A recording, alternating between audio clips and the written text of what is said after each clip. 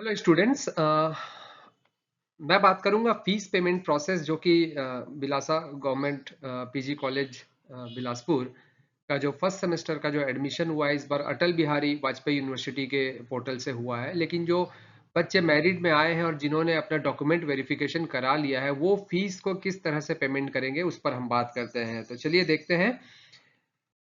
सबसे पहले तो आप ये नोट कर लीजिए कि फीस पेमेंट की जो लिंक है वो ये है HTTP में आप online.bilasagirlscollege.ac.in में आप सीधे टाइप करके आप जा सकते हैं, या फिर आप चाहें तो एडमिशन पोर्टल को भी क्लिक करके जा सकते हैं। गूगल में बिलासा गर्ल्स कॉलेज में जाकर एडमिशन पोर्टल पर भी आप जाएंगे तो आप वहाँ इस लिंक पर पहुंच जाएंगे। लिंक को क्लिक करते हैं जब तो कुछ इस तरह का इंटरफेस आपको मिलता है। ये इंटरफेस आपको देखने को मिलता है जिसमें जो रजिस्टर्ड है वाला एक पॉइंट आपको दिख रहा है। ये सूचना तो चेंज हो चुकी होगी, है ना, इसको आप नहीं देखेंगे, 24-25 की मिल जाएगी। और रजिस्टर्ड पर आप क्लिक करेंगे। रजिस्टर पर जब क्लिक करेंगे तो आपको रजिस्टर्ड के होना है मोबाइल नंबर और ईमेल आईडी के थ्रू। चलिए देखते हैं।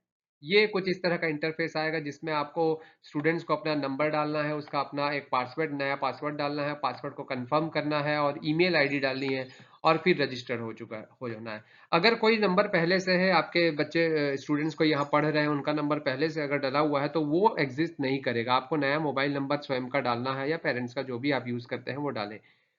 फिर रजिस्टर हो जाए। रजिस्टर जब हो जाएंगे तो आपको कुछ इस तरह का इंटरफेस मिलेगा। ये देखते हैं। ये इंटरफेस आपको मिलेगा। एप्लीकेशन डिटेल्स, पे course fees for the first semester, आप यहाँ क्लिक करेंगे। इस जगह पर जब आप क्लिक करेंगे तो आपको एक नया इंटरफेस मिलेगा कुछ इस तरह का। इसमें आपकी एबीबी यूजर रजिस्ट्रेशन आईडी आप देखेंगे कि आपने जो प्रिंट आउट रखा है आपके फॉर्म का, वहां पर एक एबीबी से शुरू होती हुई आईडी होगी। उस आईडी को यहाँ पर डालेंगे और सर्च पर क्या करेंगे, क्लिक करेंगे। तो जब आप क्लिक आईडी, जैसे यहाँ पर एक डमी आईडी है ना, इस आईडी को हमने डाला है और इस आईडी पर जब आप क्लिक करते हैं तो आपको कुछ इस तरह का इंटरफेस देखने को मिलता है। और यहाँ पर देखिए, आपको चेक करना है कि जो आपका नाम है, आपका फादर्स नेम है, ये सिर्फ हम डेमो के लिए ले रहे हैं, कि स्टूडेंट का हमने लिया है डेमो के लिए, है ना। और जो भी उसका कोर्स है और जो फीस का डिटेल है और ये जो पेमेंट है वो पेमेंट का टाइम क्या है और डेट कौन सी है, अप टू कब तक आप पेमेंट कर सकते हैं, उसके बारे में दिया गया है ये। और यहाँ वेरीफाई एंड पे कोर्स फीस जो है, वहां पर आपको अगर सब सही लग रहा है तो आप यहाँ पर क्लिक कर लें। जैसे ही आप क्लिक करते हैं तो आपको यहाँ पर एक डायलॉग बॉक्स मिलता है। देखिए, ये डायलॉग बॉक्स आपको मिला। यहाँ आप एक बार और श्योर हो जाइए कि आप सब जो देख रहे हैं, आपका नाम जो है, आईडी जो है, आपके फादर्स नेम जो है, क्लास जो आपने चूज की है वो सब सही है कि नहीं। ओके कर लीजिए। और फिर आप ओके जैसे ही करते हैं तो आपको इस तरह का इंटरफेस देखने को मिलेगा, जहां पर आप फिर से एक बार आप देख लीजिए अपनी एप्लीकेशन आईडी जो नई जनरेट हुई है वो है, ये आपके फादर्स नेम और आपका जो मोबाइल नंबर है वो चेक कर लेंगे।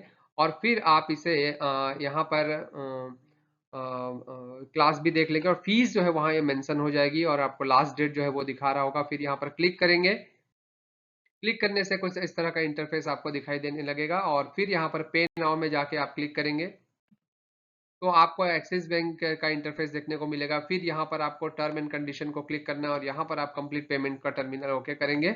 और जो भी आपका कार्ड नंबर या कार्ड है, उस कार्ड के थ्रू या इंटरनेट बैंकिंग या कैश तो इसमें पॉसिबल नहीं, इंटरनेट बैंकिंग खासकर कार्ड के थ्रू ही इसमें पेमेंट हो पाएगा। आप कार्ड को इस्तेमाल करें और पेमेंट करें ऑनलाइन।